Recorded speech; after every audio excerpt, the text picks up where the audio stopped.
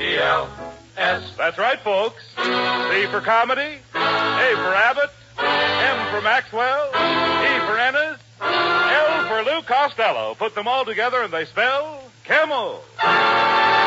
Experience is the best teacher. Try a Camel. Let your own experience tell you why more people are smoking Camels than ever before. And draw up a chair for tonight's Camel Show, starring Bud Abbott and Lou Costello.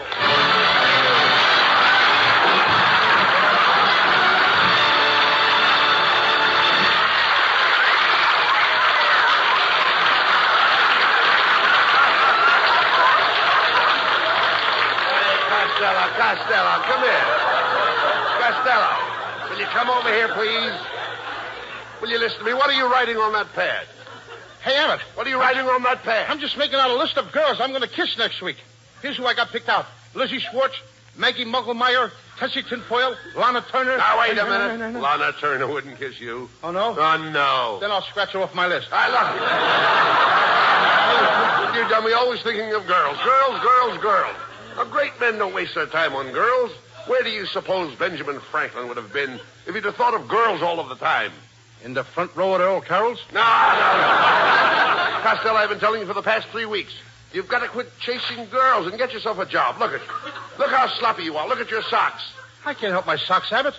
It's those new Hickok plastic garters. What's the matter with them? Your socks stay up, but your legs fall down. Yeah. Telegram for Lou Costello. Here, boy. Out of the way, Fatso. I'm looking for Lou Costello. Boy, he is Lou Costello. The famous Lou Costello. Certainly. The one and only Lou Costello. Yes. That's me. Gee, I listen to you on the radio every Thursday night. You break me up when you say, how do you do? Wait a minute. That ain't me. That's the mad Russian. You're saying? Who's going to take this telegram? I'll take it. It's collect, $14. He'll take it. Don't give it to me. Here, boy. Hey, Costello, this telegram is from Joe DiMaggio. Listen to this. Dear Lou, as you know, I am recovering from a foot operation.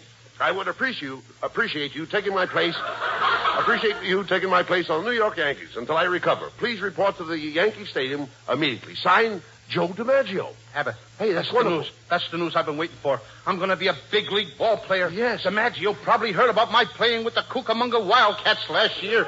You were a ball player? I don't believe it, Costello. You know nothing about ball. Oh, no, I eat baseball. I live baseball. All night when I'm asleep, I dream about baseball. Don't you ever dream about girls? What, and miss my turn up at bat? Oh! What's the matter with you? Yes. And another thing, Abbott. What page are you on? Never mind what page you're on. And another thing, Abbott. Not only that, in Paterson, New Jersey, I worked out with a baseball team. I used to stay out till 4 o'clock in the morning. Why did you stay out till 4 o'clock in the morning? This was a girls' baseball team. Costello, if you're going to play with the New York Yankees, you really have to know something about big league baseball, Lou. I know all about baseball. All right, suppose there's a left-handed pitcher pitching. What do? I put in a right-handed batter. Now, suppose there's a right-handed pitcher pitching. I put in a left-handed batter. But now I trick you. I take out the right-handed pitcher and put in a left-handed pitcher. Then I double-cross you. I take out my left-handed batter and put in a right-handed batter. Now, wait a minute. Where are you getting all those right-handed batters? The same place where you're getting all those left-handed pitchers. Oh. Hello, Bud. Hello, Louis, honey. It's Marilyn Maxwell.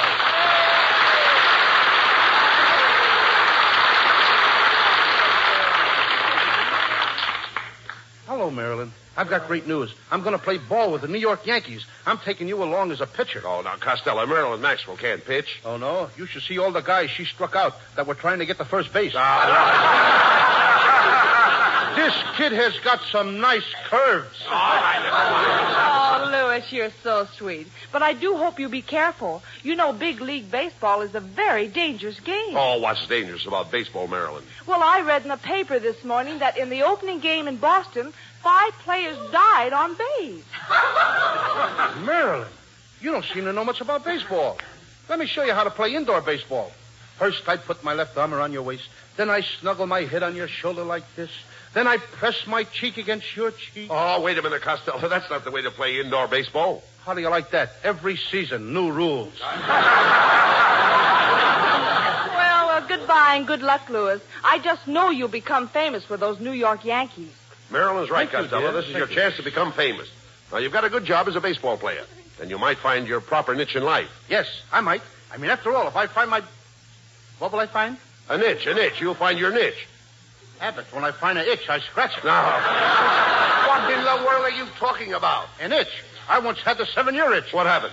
I scratched real fast and got rid of it in 3.5 years. I'm not talking about that kind of an itch. I mean an itch in life. An itch in life is what everyone is looking for. Anyone who is successful has found a niche. Well, if that's the case, I know an Airedale that is doing very well. Listen to me, Costello. When I say a niche, I don't mean a niche like you have when you have an itch. I mean a niche like you have when you have a notch. Oh, you don't mean an itch like an itch when you have an itch. You mean an itch like you have when you have a notch. Now you've got it. Now I've got it. I don't even know what I'm talking about. Costello, why do you mash everything up like that? You're the most mixed-up man I ever saw. Well, maybe it's because I fell on my mother's mix master this morning. She had it set for mashed potatoes. Oh, mother. I know that, you idiot. All I'm trying to tell you is that a niche is a notch. Catch? Natch. Natch. All right. Now you know that a niche is a notch. You know that both of them are the same. Yes. Now, I could have a notch and you could have a niche. Yes, niche to me and notch to you. I'm only trying to impress you the importance of being a big league ball player and having a good income. Did you ever draw a nice, big, fat salary? No, I never drew a fat celery, but I once sketched a skinny tomato. No. So when I say draw, I don't mean draw like you draw when you draw. I mean draw like you draw when you draw a salary. Abbott, let me smell your breath. Just as I thought. You've drawn one too many already. Listen to me, please. When I say you draw a salary, I mean you draw money. Now he's got me drawing money. Wait till the FBI finds out about this. I'll probably draw 20 years in a clink. And they don't feed you any celery in there either. Costello, when I say you draw money, I mean you draw like you draw money to spend it. Not like when you draw on an easel. That's what I always say. With money, it's easel come, easel go. Everybody draws money. I draw money. I've been drawing money for years. My brother draws money. He's been drawing money for years. You draw, and your brother draws? Certainly. Just as I thought. You and your brother are an old pair of drawers.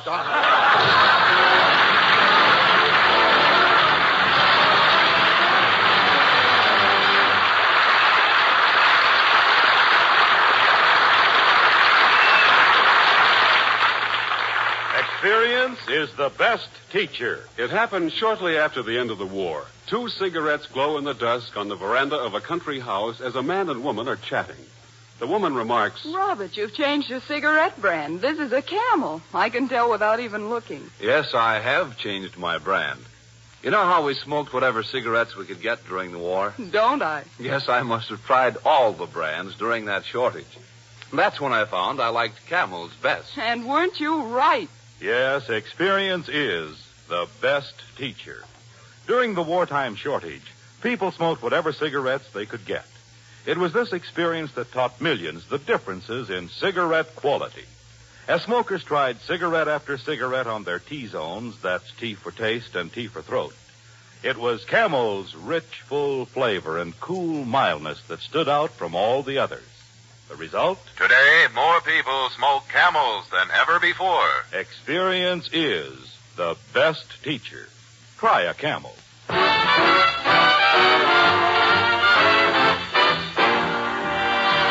And while you light up a Camel, here's Skinny Ennis with Linda. When I go to sleep, I never count sheep. I count all the charms about Linda. Lately it seems, in all of my dreams, I walk with my arms about Linda. But what good does it do me? For Linda doesn't know I exist. Can't help feeling gloomy.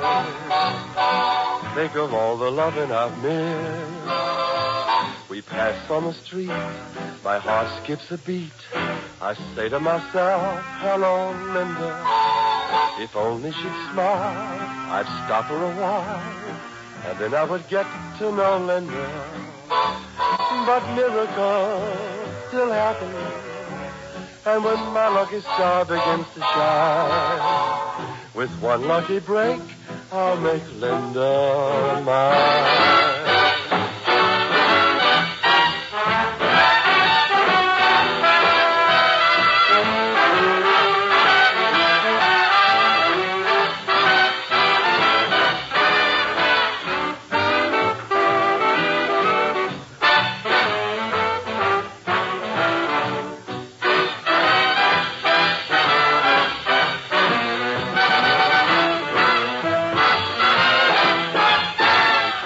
on the street, my heart skips a beat. I say to myself, hello, Linda.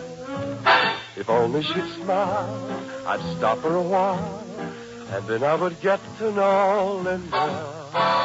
But miracles still happen, and when my lucky star begins to shine, with one lucky break, I'll make Linda mine.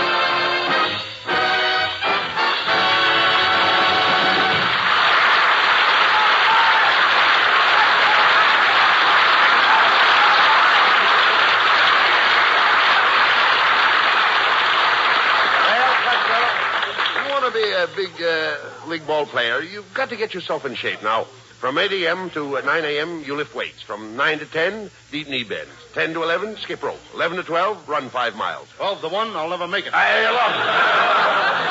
You idiot, you'll never be a ball player. Staying up late and going to nightclubs, eating rich food, running around with beautiful girls. Do you know what can happen to you? Yes, I can become manager of the Brooklyn Dodgers.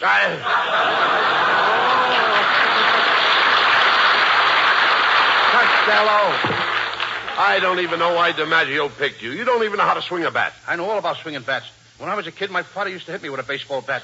My brother used to hit me with a baseball bat. My Uncle Artie Stebbins used to hit me with a baseball bat. And my mother used to hit me with a tennis racket. With a tennis racket? Yes, she didn't like baseball. Hiya, fellas. Well, Skinny Ennis. Hey, Costello, I heard about you taking Joe DiMaggio's place for the New York Yankees. That's right. You know, I used to pitch for the Hollywood Stars, and boy, I'll never forget my last game. There were 5 men on base. No, wait a minute, Wait. 5 men on base. Now, that's impossible. Did you ever see the Hollywood Stars play? Ennis, I've seen the Hollywood Stars, and I don't remember you. Oh, I've changed a lot since then. I had the biggest buck teeth you ever saw. I was the only man on the team that could slide into second base and spike you from either end. Well, so long, Fatso. So long, Skinny. So long. Hey, you know that Skinny would make an ugly skeleton? All right. Now, don't waste time with him. Now, you've got to get ready for the opening game. Yes, I think we're going to play the Cleveland Indians. Cleveland Indians, eh? Uh-huh. Feller pitching? Certainly there's a feller pitching. Who do you think they'd use, a girl? Oh, I know they don't use a girl. I said feller pitching. What feller? Feller with the Cleveland Indians. Look, Abbott, there's 9 guys on the Cleveland team. Now, which feller are you talking about? Feller that pitches. There is only one feller with Cleveland. You mean 9 Yankees are going to play against one feller? That's right. You mean there's no fellas in the outfield? No. And there's no fellas in the infield? No, Cleveland only has one feller. Well, this fella must be pretty good if he don't need any other players but himself. Look, all the players will be out there helping him. You just said there was only one feller on the team. That's right. Then where did all them other fellers come from? Oh, you idiot. When I say there's only one feller on the team, I mean there is only one feller that pitches. Well, Abbott, when the manager of the team wants this pitcher, what does he call him? Feller. You mean he just hollers, hey, feller! And this guy knows that they mean him? That's right. His name is Feller, Bob Feller. And when I say there is only one feller on the team that pitches, that's it. And the feller that pitches is Feller. There's only the other fellers on the team, but there's only one feller. Boy, are you mixed up. Oh, you mean the feller that pitches is Feller. And there's other fellas on the team, but they're not fellers? Now you grasp it. Yes, I grasp it, but it keeps slipping out of my hand. Let's go into this sporting goods store and get your baseball equipment. I want you to look right for the opening game. Now, go ahead and ask that lady there where they keep the baseball uniform. Pardon me, miss. Well, if it isn't Mr. Abbott. Hello. And Mr. Costello. Hello. You fourth little mon, you. What are you doing in the sporting goods store, miss? Oh, I just stopped in to get a gift for my nephew. I'm buying him a Bars ball. Bars ball? Abbott, you know what a Bars ball is. That's what the poocher throws to the coocher. And the booter tries to boot a home run.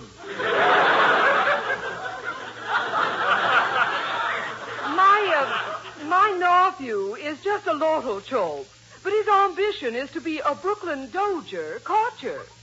Well, if he's only a little guy, why don't he join the Detroit Tougers and be a short stoop? Well,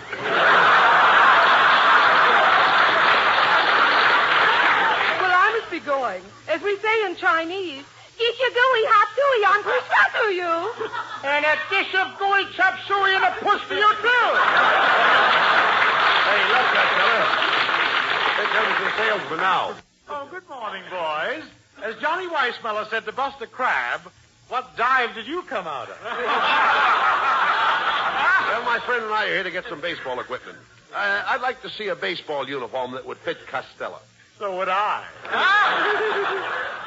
Look, as Adam said to Eve, quit ribbing me. However, I'll do the best I can. We'll start with the spiked shoes.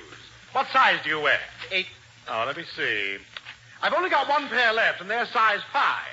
Maybe you can squeeze into them, Costello. Go ahead and try. Okay.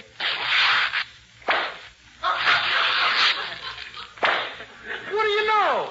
Open-toed baseball shoes. Now for the uniform. My, you're certainly a pudgy little rascal, aren't you? Mm-hmm. Aren't you overweight? I'm about 120 pounds overweight, but I'm going back to my normal weight. Yes, what's normal? 60 pounds overweight. Costello, you should really go on a diet. Yeah, of course you know what a diet is, don't you? Oh, sure. That's where you can eat all you want of everything you don't like. Young man, if you really want to reduce, why don't you exercise with a couple of dumbbells? Okay, I'm ready whenever you and Abbott are. All right. Cut that out. Oh, we've got to get your baseball equipment. Mister, do you have any bats? Oh, certainly. Here's a fine bat. Autographed by Slaughter of the Cardinals. This bat was made for Slaughter. Ain't you got one that was made for baseball? When he says Slaughter, he means Slaughter, the baseball player. Slaughter, the baseball player? With that bat, you could slaughter anybody. No, Costello. I'm talking about Slaughter. Everybody knows Slaughter. He knows Slaughter. Well, maybe he knows Slaughter, but I don't know him. You idiot. Everybody knows Slaughter, the baseball player. Slaughter is the man's last name. What's his first name? He knows. Now, there's a clever guy. He knows his first name. Oh, look. Forget about the bat. Look, mister, do you have a baseball cap that will fit Costello's head? What size pencil sharpener does he wear? Oh, a baseball cap. Oh, yes, here's a dandy. This is the kind fella wears. What fella? The fella with the Cleveland Indians. There's 9 players with the Cleveland Indians. Which fella are you talking about? Oh, young man, when I say fella with the Cleveland Indians, I am only referring to one fella. The fellow that pitches for the Cleveland Indians. When you say the fellow with the Cleveland Indians, you're only referring to one fella. The fellow that pitches for the Cleveland Indians. Yes. As Orville said to Wilbur, you're right. How do you like that? Now they're doing our routines in sporting goods stores. Oh, forget about him, Costello. Hey, wait a minute. I've got an idea. Mrs. Wetwash's late husband used to be a big league ball player. Now, he was a home run king, in other words. Now, maybe she'll give you one of his bats for good luck. Let's go over to her house and ask her. Oh, okay. I'll go right over now, huh? You're right, Abbott. As John Adams said to Henry Wadsworth Longfellow. How do you like that? I forgot what John Adams said to Henry Wadsworth Longfellow.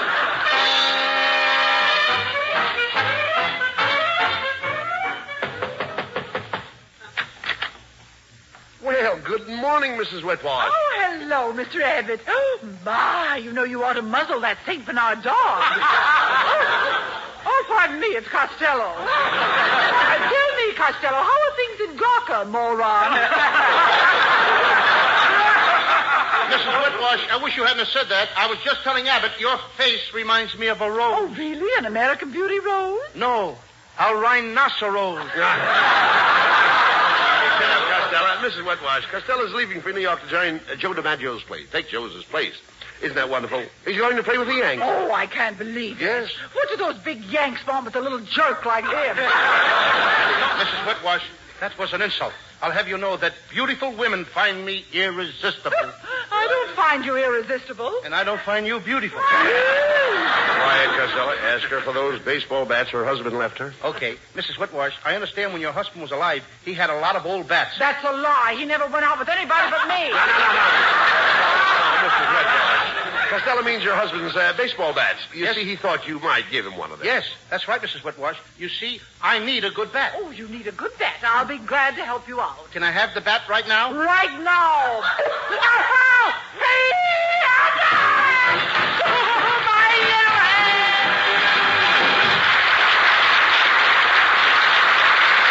Presents lovely Marilyn Maxwell for Metro-Goldwyn-Mayer, producers of The Sea of Grass. For Camel fans everywhere and in honor of New Orleans Jazz Week, Marilyn sings for the first time on the air the title song of the picture, New Orleans. Do you know what it means to me?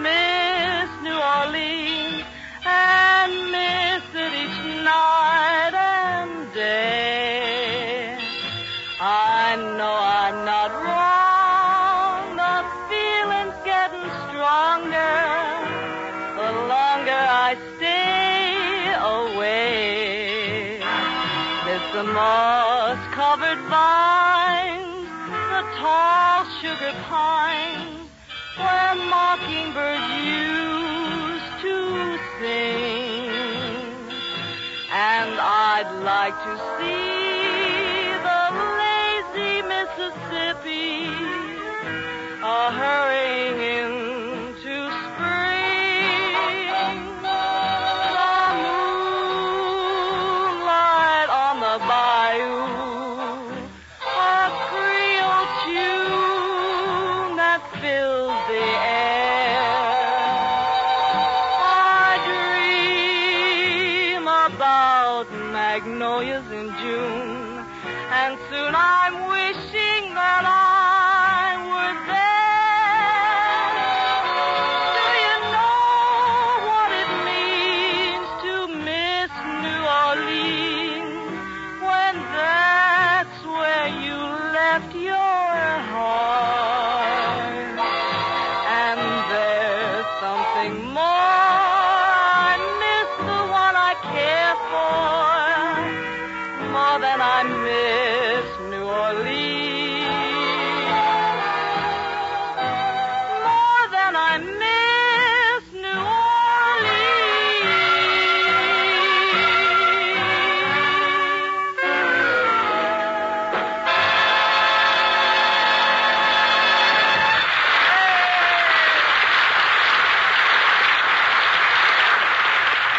According to a recent nationwide survey, more doctors smoke Camels than any other cigarette.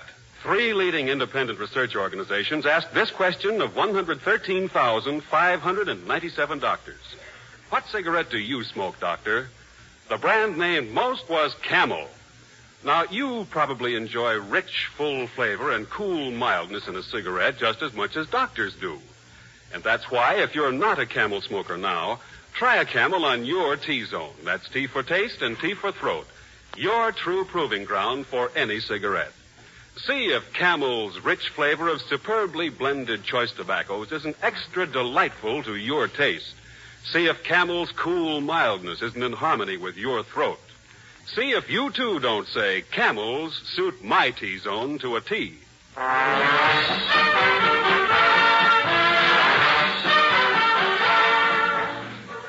Well, Costello, I'm going to New York with you.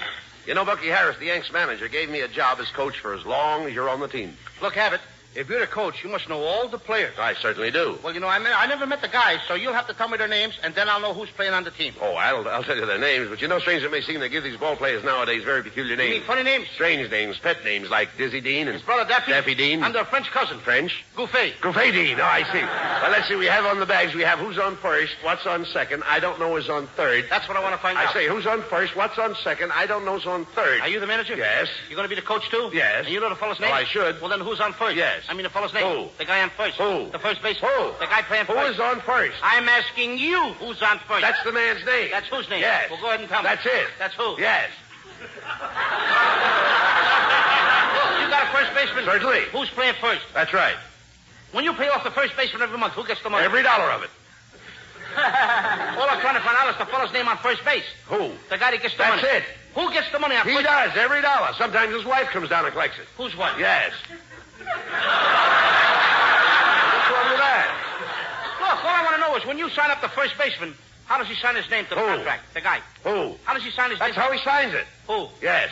All I'm trying to find out is what's the guy's name on first base? Now, what is on second base? I'm not asking you who's on second. Who's on first? One base at a time. Well, don't change the players. I'm not changing nobody. Take it easy, buddy. I'm only asking you, who's the guy on first base? That's right. Okay. All right. What's the guy's name on first base? Now, what is on second? I'm not asking you who's on second. Who's on first? I don't know. Oh, he's on third. We're not talking about him. Now, listen. How did I get on third base? Why, you mentioned his name. If I mention a third baseman's name, who did I say is playing third? No, who's playing first? What's on first? What's on second? I don't know. He's on third. There I go, back on third again. Will you stay on third base and don't go off it? All right, don't anyone know. Now, who's playing third base base. Why do you insist on putting who on third base? What am I putting on third? What is on second? You know who on second? Who is on first? I don't know. Third base!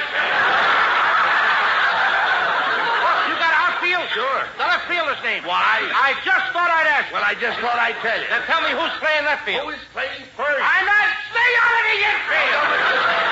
I want to know what's the guy's name in left field. Now, what is on second? I'm not asking you who's on second. Who's on first? I don't know. Third base. And the left fielder's name? Why? Because. Oh, he's center field. Look. You got a pitcher on the team? Sure. The pitcher's name? Tomorrow? You don't want to tell me today? I'm telling you, Then man. Go ahead. Tomorrow. What time? What time what? What time tomorrow you're going to tell me who's pitching? Now, listen, who is not pitching? I'll break your arm, you say, who's on first. I want to know what's the pitcher's name. What's on second? I don't know. Third base. Now, the catcher? Certainly. The catcher's name. Today. And tomorrow's pitcher. Now you've got it. All we got is a couple of days on the field. You know, I'm a catcher, too. So they tell me. I get behind the plate, do some fancy catching. Tomorrow's pitching on my team, and a heavy hitter gets up. Yes. Now, the heavy hitter bunts the ball. When he bunts the ball, me being a good catcher, I want to throw the guy out of first base, so I pick up the ball and throw it to who? Now, that's the first thing you've said right. I don't even know what I'm talking about. That's all you have to do. Is to throw the ball at first base. Yes. Now, who's got it? Naturally. First base, somebody's got to get it. Now, who has it? Naturally. Who? Naturally. Naturally? Naturally. So I pick up the ball and I throw it to Naturally. No, you don't. You throw the ball in the hole. Naturally. That's different. That's what I said. You're not saying that. I throw the ball to Naturally. You throw it to who?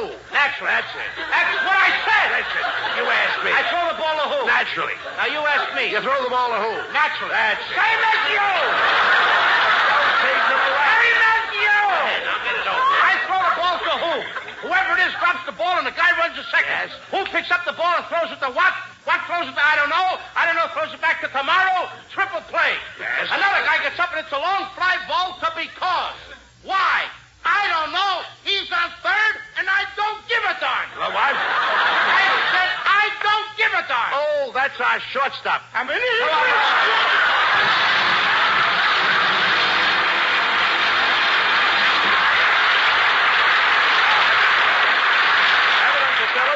Just a moment for Camel cigarettes. During the war, the makers of Camel cigarettes sent a total of more than 150 million free Camels to our fighting men overseas. Now free Camels are sent to servicemen's hospitals instead.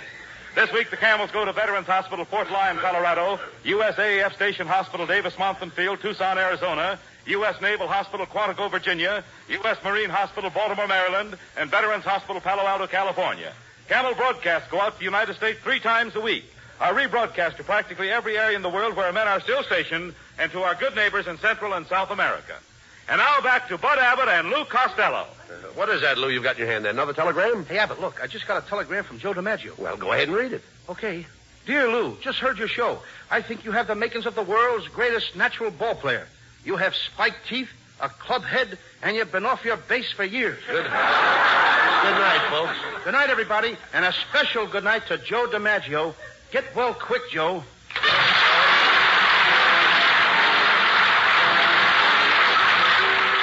Listen to Abbott and Costello again next Thursday night when Costello is going to build himself a new prefabricated house. You can imagine the trouble he'll get into. I don't know whether it'll be a 1-story house or a 2-story house, but anyway, that's another story.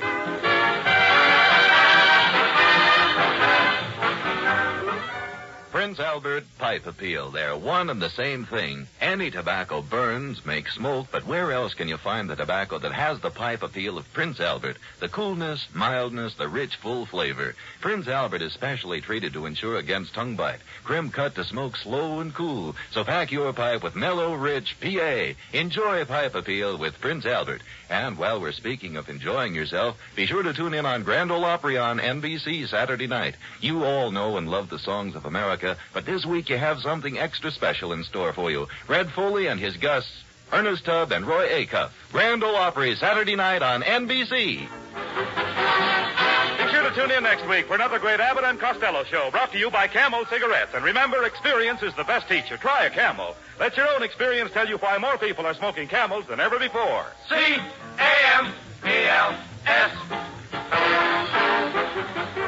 Abbott and Costello's famous baseball routine, Who's on First, is now available at Phonograph Records. This is Michael Roy in Hollywood wishing you all a pleasant good night for Camel.